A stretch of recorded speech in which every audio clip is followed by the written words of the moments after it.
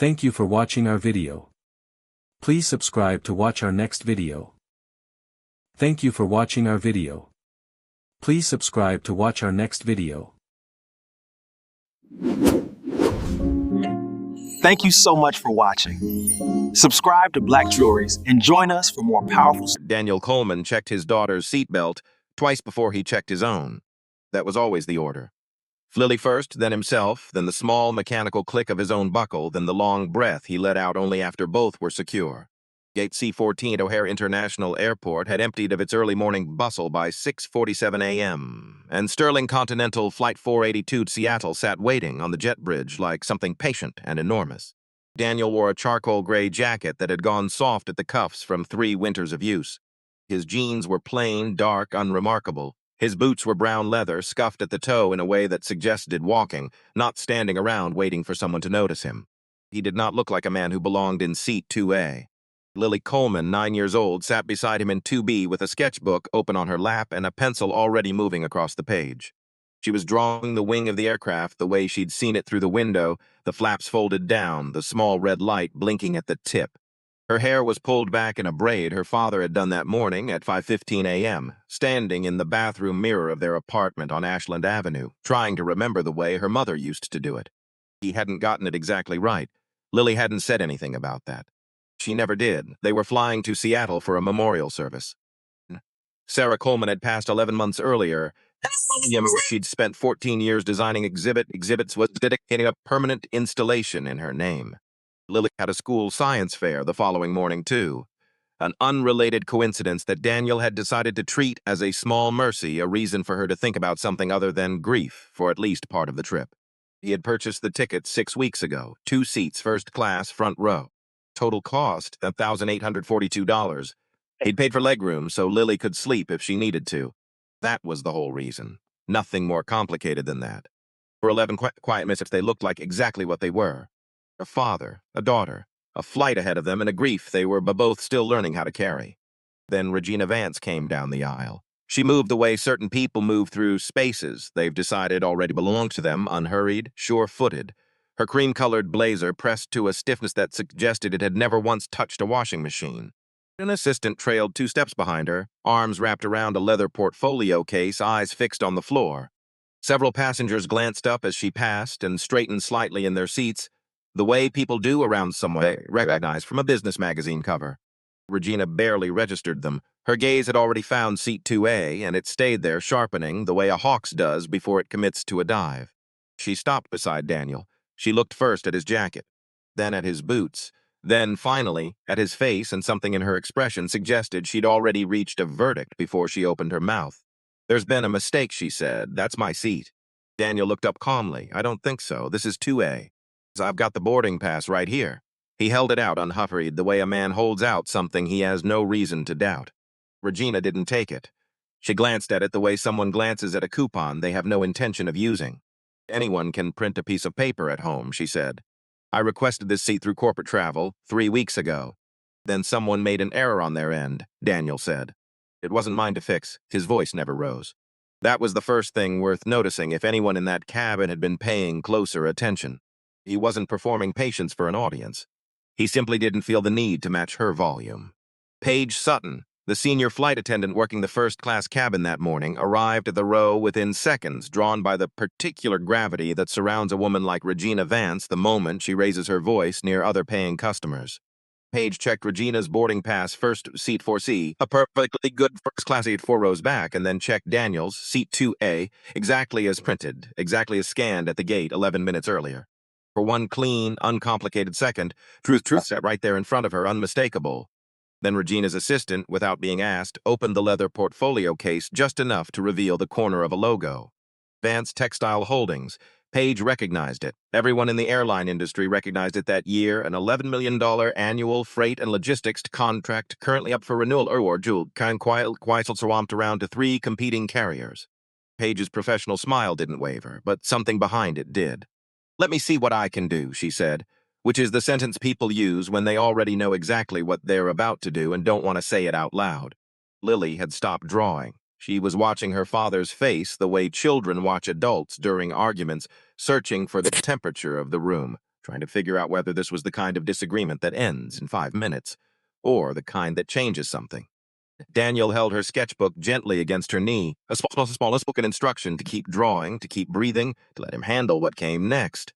There's a particular kind of quiet that settles over a cabin in moments like this, not silence exactly, but thousands of 40 people pretending not to listen while listening very closely. Someone's coffee cup stopped halfway to their mouth. A flight attendant near the galley froze mid-step, one hand still resting on a cart handle.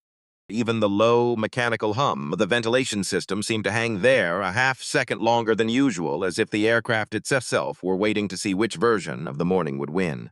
Here's the part worth remembering, because it comes back around later, and it matters more than anyone standing in that cabin at 6:58 a.m. could have understood. The moment a system stops trusting what's true in favor of what's convenient, it rarely announces itself. It just quietly rewrites the record and hopes nobody checks. Paige tapped at her tablet, angling the screen slightly from Daniel's line of sight. Instead of confirming the existing seat assignment, the one that had been confirmed, ticketed, and scanned without a single irregularity, she began entering something else. An operational reassignment. A note that would later read in the system logs as though Daniel Coleman had willingly agreed to move. He had agreed to no such thing. "Sir, I'm going to need you to move to economy," Paige said. "We can get you and your daughter seated together back there once boarding's complete." "Together," Daniel repeated. "You're telling me there are 2 seats together in economy on a full booked 6A. Flight." Paige's eyes flicked down. "We'll do our best." That's not an answer. Grant Whitfield, the terminal operations manager, was summoned 4 minutes later, called in by Paige, with a description of the situation that used the word uncooperative, to describe Dan Dahl, and the word priority client, to describe Regina. Grant arrived already irritated, the particular irritation of a man whose entire morning revolves around keep departure boards green and on schedule. He did not ask Daniel for his account of events. He did not check the reservation history. He glanced once at Regina's watch, a piece of jewelry that cost more than most people's cars, and made his decision before he'd said a single word to the man he was about to remove. "We appreciate your flexibility," Grant said to Daniel, sliding a travel voucher across the armrest. $75. Airlines reserve the right to reassign seating for operational needs. What's the operational need? Grant didn't answer that either. "Write it down," Daniel said. "If there's a real reason, put it in writing." "I'll go quietly. Sir, I'm going to need you to lower your voice." I haven't raised it. That was true. It was Lily's voice that rose, small and cracking, when she looked up at her father and asked the only questions that actually mattered to a 9-year-old sitting in the middle of an adult argument about seat assignments. "Did we do something wrong?" Regina, arms folded, watching all of this unfold with the particular satisfaction of someone who believes the universe has simply restored its natural order, said loud enough for 3 rows to hear. "Buy a ticket that matches your station next time." Nobody in that cabin said a word in response. A man 2 rows back lifted his phone and pretended to check a text message, the way people do when they're actually recording something they don't have the courage to interrupt out loud. Daniel didn't argue further. He folded his paper boarding pass in half, then in half again, and set it on the armrest of seat 2A. He took Lily's hand. He helped her shoulder her small navy backpack. And he walked toward the aircraft without a single word of protest, past Regina, who had already begun lowering herself into the seat that had never belonged to her, resting her palm over his folded boarding pass without bothering to read the name printed inside it. That's the moment everyone in first class assumed the story was over. It wasn't. It was Act 1. They weren't taken back into the terminal.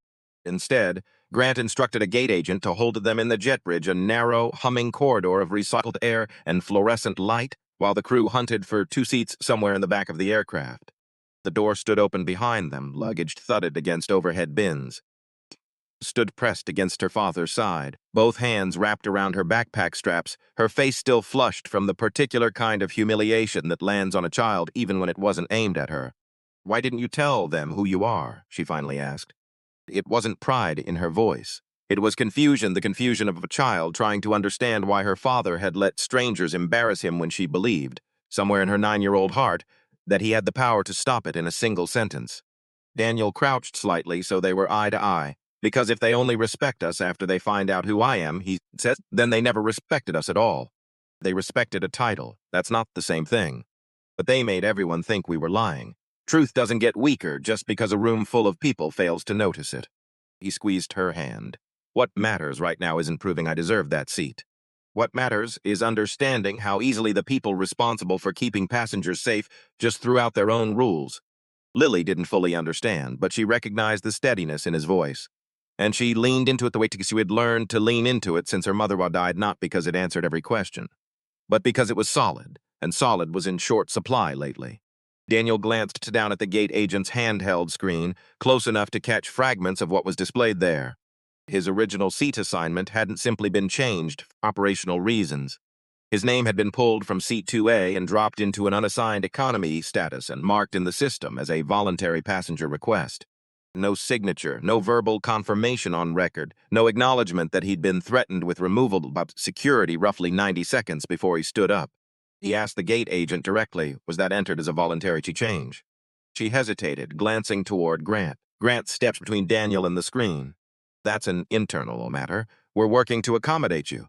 Who authorized altering a confirmed reservation? Ma'am, sir, that's not something I'm required to discuss with you. Footsteps approached from the terminal side of the jet bridge, unhurried at first, then slowing sharply, the particular slowing of a person whose brain is catching up to what their eyes are seeing faster than they're liking it to. Nathaniel Cross, Sterling Continental's regional executive director, had been conducting an unannounced walkthrough of gate operations that morning, the kind of surprise inspection airline executives run 4 or 5 times a year to catch problems before they become headlines. He'd been told a seating dispute was delaying departure. He expected to find an angry customer, maybe a confused new hire. He did not expect to find the chairman of the company standing in a jet bridge in a jacket with his daughter pressed against his side. Nathaniel stopped so abruptly that the operations supervisor behind him nearly collided with his shoulder. "Mr. Coleman," Nathaniel said, and something in his voice had gone somewhat thin. Grant turned, irritated by the interruption, opened his mouth to say something dismissive, and then the 2 words landed. Chairman Coleman. His face drained of color in real time, the way a pitcher of water empties when you tip it too far. Daniel didn't gloat. He didn't even raise his voice. He simply asked a series of quiet, precise questions, the kind a man asks when he already knows the answers and wants everyone else in the room to arrive at them too. Can a confirmed first-class seat be reassigned without the passenger's consent? Nathaniel's eyes cut toward Grant. No. Can a minor be separated from her only parent without written approval from that parent? No. Can a terminal manager authorize a reservation change without documenting a legitimate operational reason? Silence. Grant's mouth opened and nothing came out of it. Then someone needs to explain, Daniel said, how all 3 of those things happened to my daughter and me in the last 20 minutes.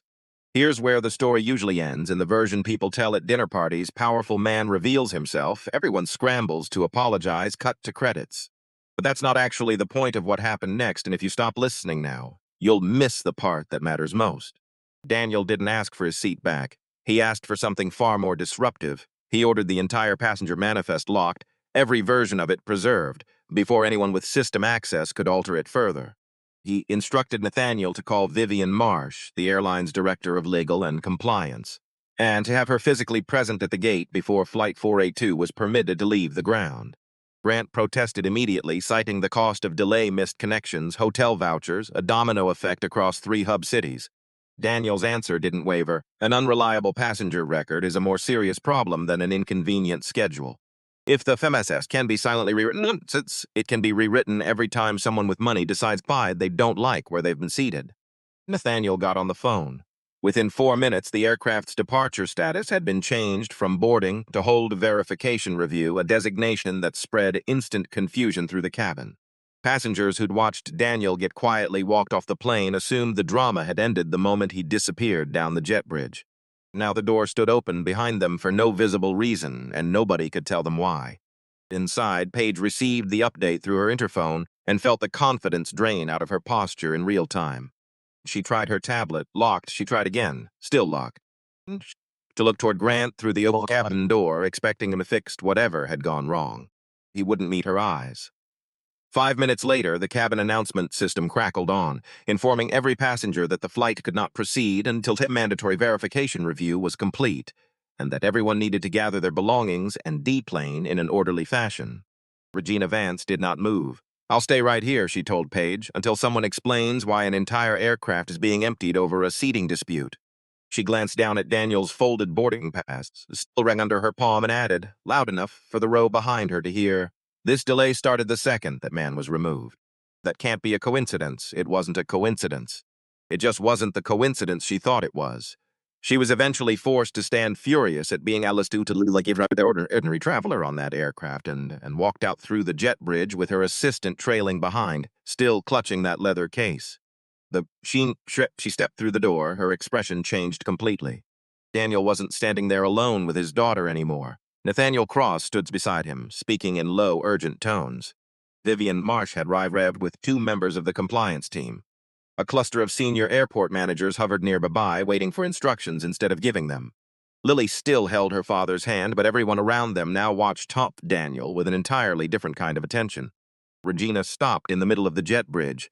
Her eyes moved from Daniel's worn jacket to the small crowd of executives surrounding him, and for the first time since she'd boarded that aircraft, she had absolutely nothing to say. Grant Whitfield reached Daniel before the last passengers had cleared the jet bridge. His face had lost every trace of the authority he'd carried 20 minutes earlier. "This was a misunderstanding," he said, voice dropping so the surrounding executives wouldn't catch the desperation in it. "I never intended any disrespect. I was only trying to keep the flight on schedule." Then, in the particular panic of a man watching his career evaporate in real time, he said the sentence that exposed the entire rotten center of what had happened. "If I'd known you were Chairman Coleman, I would have handled this completely differently." Daniel looked at him for a long moment. Lily stood beside him, still holding his hand. "That's exactly the problem, Grant," he said. "You think I deserved fair treatment only after you learned my title. My boarding pass was valid before Nathaniel recognized me. My daughter was a child, traveling with her only parent before anyone in this airport knew who I was. The rules for protecting passengers don't get more important just because it turns out the passenger runs the company." Grant had no response to that because there wasn't one. Vivian Marsh set up a portable terminal at the gate and requested 4 things: the original reservation file, the current manifest, the employee access history, and every modification logged during boarding. Because Daniel had ordered the system frozen quickly, the full sequence survived intact, nothing deleted, nothing quietly cleaned up after the fact. The original file showed exactly what it should have. Daniel Coleman in 2A, Lily Coleman in 2B, both tickets purchased, confirmed, and scanned without a single irregularity. Regina Vance's ticket showed her assigned seat 4C unchanged and unchallenged. There had been no duplicate booking, no system glitch, no honest mistake anywhere in the chain. The modification log told a different story. Paige Sutton's employee account had removed Daniel from 2A 4 minutes before boarding closed, transferred Regina into his seat, and marked the change as a voluntary passenger request, a category that, under Sterling Continental's own compliance policy, requires either a written signature or a recorded verbal confirmation. Neither existed. "When did Mr. Coleman agree to this change?" Vivian asked Paige directly. Paige hesitated. He stood up and walked off the plane. "I took that as him accepting the reassignment." "He stood up," Vivian said, "after your terminal manager threatened to call airport security. Compliance policy doesn't allow you to convert forced compliance into voluntary consent. Those are opposite things. I was under a lot of pressure to keep the cabin calm." "Why did you ignore the boarding pass in his hand?" "Ms. Vance told me she'd requested that seat weeks in advance through corporate travel and that Vance Textile Holdings was already reconsidering their logistics contract with us." Paige's voice thinned. "I thought I was protecting the airline's interests." Vivian didn't raise her voice either. She simply pulled up the authorization log, which showed Grant approving Paige's change less than 60 seconds after it was entered, with no record of him reviewing Daniel's boarding pass, speaking privately with him, or checking whether separating a 9-year-old from her only parent violated any policy at all. That's when Caleb Reyes stepped forward. Caleb was 24, a junior flight attendant who'd been working the cabin during boarding and had gone quiet at the edge of the gathering crowd, visibly unsure whether to say anything at all. When Vivian asked if any crew member had documented the original seat map before it was altered, Caleb raised his hand and took out his phone. He explained that the cabin tablet had briefly frozen twice during boarding that morning, and he'd photographed the seating chart as a backup in case the system failed again, a habit, not a plan. The photo was timestamped 6. It showed Daniel in 2A, Lily in 2B, Regina in 4C exactly as ticketed. The second photo, timestamped 4 a.m., showed the altered chart after Paige's change. The difference sat right there on the screen, impossible to argue with. Vivian asked if he'd overheard anything between Regina and Paige before the change was made. Caleb hesitated, then admitted he had. Regina had mentioned in past Advanced Textile Holdings would soon be selecting a carrier for a renewed logistics contract, and that aligned employees who understood the needs of important clients tended to be remembered when leadership made recommendations. Caleb said Page's demeanor toward Daniel changed almost immediately after that conversation, from acknowledging his boarding pass as valid to describing the assignment as a system error within the span of about 90 seconds. Regina, standing at the edge of the group, insisted she'd never directly ordered anyone to falsify a record. "I only expected the level of service someone bringing significant business to this airline deserves. The investigation will determine how much your comment influenced what happened," Vivian said. "But your intentions don't erase what's already documented." 3 other stories surfaced before the morning was over, and this is the part of the investigation that turned a single bad decision into something much larger. A woman named Diane Whitmore, seated in economy and waiting to reboard with everyone else, approached Vivian on her own. 8 months earlier, on a different Sterling Continental flight out of Denver, she'd been traveling with her 12-year-old son, who used a wheelchair. A gate agent had reassigned their pre-booked adjacent seats to a business traveler without asking, splitting Diane's son across 2 rows. Her complaint had been logged and marked resolved within 48 hours with no interview, no documentation, and no explanation of what exactly had been resolved. A retired Army veteran named Walter Briggs, waiting near the gate for a connecting flight, told a similar story from a year earlier, bumped from a paid upgrade to make room for a corporate group, no compensation for it until he threatened to contact a local news station. And a young mother named Angela Ruiz, who'd been sitting 3 rows behind Daniel that morning and had watched the entire confrontation unfold, admitted she'd filed a complaint teens earlier, being told incorrectly that her infant's car seat didn't meet aircraft safety standards, a claim invented on the spot by a gate agent who simply didn't want to deal with the extra boarding time. Every one of those complaints had passed through Grant Whitfield's office. Everyone had been marked, resolved, without a single supporting document. "You didn't reduce the number of problems in this airport," Vivian told him. "You hid them." Grant had no answer for that either. He was formally suspended from all terminal duties before Flight 482 ever got back in the air. Paige Sutton was terminated the following week for falsifying passenger records and endangering a minor by attempting to separate her from her parent without consent. Caleb O'Reyes was formally commended for preserving the original evidence and for speaking honestly when doing so could easily have cost him his job. Daniel personally recommended him for the airline's leadership training program, telling him that courage mattered more than obedience without judgment or distinction. Daniel added that too many companies never bother to teach. Regina Vance's corporate travel privileges were suspended pending review, and Vance Textile Holdings' logistics contract renewal was quietly tabled while Sterling Continental's board discussed whether they wanted to keep doing business with a client whose pressure had contributed to a documented policy violation. Regina never apologized, not once, not to Daniel, not to Paige, not to the compliance team reviewing the footage. She told anyone who'd listen that she was being made an example of over a minor seating misunderstanding, and that Daniel had used his position to manufacture a public spectacle out of an ordinary business disagreement. She was still saying some version of that sentence months later. People who make cruelty their operating principle rarely find a graceful way to put it down, even after it costs them everything. Before Daniel and Lily reboarded the replacement aircraft, he stood in the gate lounge and spoke to the displaced passengers directly, not from behind Nathaniel or Vivian or the authority of his title, but as himself, in the same worn jacket he'd been wearing all morning. He apologized for the delay. He acknowledged that missed connections and disrupted plans were real costs, not excuses to be waved away just because the truth eventually came out. Sterling Continental covered meals, provided lounge access, processed compensation for every affected traveler that same day. Several passengers approached him afterward. The man who'd recorded the confrontation earlier admitted he was ashamed he'd filmed it instead of saying something out loud. A woman confessed she'd judged Daniel by his jacket before hearing a single fact about the situation. Daniel accepted every apology without bitterness, but he didn't let anyone off the hook entirely either. Cruelty doesn't just come from the person doing it, he told them. It gets its power from everyone standing around deciding not to interfere. Lily listened to all of it, understanding in the particular way 9-year-olds sometimes understand things faster than the adults around them, that her father wasn't trying to shame anyone. He wanted them to remember the next person who might be standing exactly where he'd stood, without a title powerful enough to change anyone's mind. For the new flight boarded, Sterling Continental rolled out immediate policy changes across its entire network. No employee could remove a confirmed passenger from their seat to accommodate someone wealthier or more commercially valuable. Any seating change involving an unaccompanied minor now required documented guardian approval.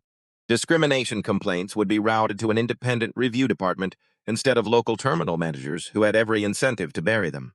Employees were given explicit protection for refusing instructions that violated policy, and senior executives, including Daniel himself, would now be required to fly anonymously at random intervals throughout the year, a policy Daniel insisted on personally, so the people running the airline could occasionally experience it the way ordinary passengers actually did. 6 months later, Sterling Continental's internal culture survey, the same anonymous employee questionnaire that had been quietly ignored by regional management for 3 straight years, showed something nobody at headquarters had predicted. Complaint resolution times had dropped by 60%, not because fewer people were filing complaints, but because the independent review department Daniel had ordered into existence actually investigated them instead of stamping them closed. Gate agents in 4 major hub cities reported feeling for the first time that refusing an improper instruction from a manager wouldn't cost them their job. Diane Whitmore, the mother who'd once been separated from her son on a Denver flight, received and a policy citation named after the incident that had finally forced the airline to look at its own file cabinet. Nathaniel Cross was promoted to oversee the new passenger protection division nationwide. He kept a printed copy of the original seating chart photograph, the one Caleb Reyes had taken almost by accident, framed on his office wall, not as a trophy, but as a reminder of how close the truth had come to disappearing that morning simply because nobody official had bothered to look for it. When the replacement aircraft was ready, Nathaniel arranged for Daniel and Lily to be reseated in 2A and 2B, exactly as originally booked. Daniel declined. Boarding the new aircraft, he noticed a tired mother helping her young son limp down the aisle, his leg in some soft brace, both of them clearly exhausted by the 2-hour delay. Daniel quietly offered them his first-class seats. Nathaniel offered to find him another premium row elsewhere on the plane. Daniel declined that too and boarded with Lily into 2 ordinary seats near the back of the cabin. Once they were settled, Lily asked the question that had been sitting in her chest since the jet bridge. "Why'd you give the seats away after everything you did to prove they were ours?" "I never fought for a comfortable chair," Daniel said. "I fought because the rules got broken and because people got treated like their dignity depended on how much money they had. Getting justice doesn't mean taking back everything that was taken from us. It means making sure it can't happen to somebody else." Lily looked toward the front of the cabin, where the injured boy was already dozing at his mother's shoulder, and then leaned quietly against her father's arm. As the aircraft lifted off toward Seattle, what had happened that morning stopped feeling like a story about a powerful man revealing his identity to a room full of strangers. It became something smaller and larger, at the same time a lesson about the kind of power that actually holds weight in this world. Not the power to remove someone from a seat, not the power to silence an employee with a title.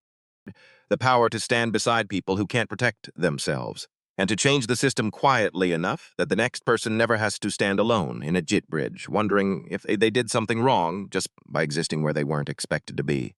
If this story meant something to you, tell us in the comments where you're watching from. And consider subscribing for more stories about the quiet kind of justice that doesn't need to raise its voice to be heard. This story is a work of fiction created for entertainment and educational purposes only. All characters, names, businesses, and events depicted are entirely fictional and do not represent any real person, living or dead, or any actual establishment. Any resemblance to real persons, organizations, or events is purely coincidental. This content is intended to explore of human dignity, workplace ethics, and social justice through narrative storytelling. It does not make factual claims about any individual, company, or institution.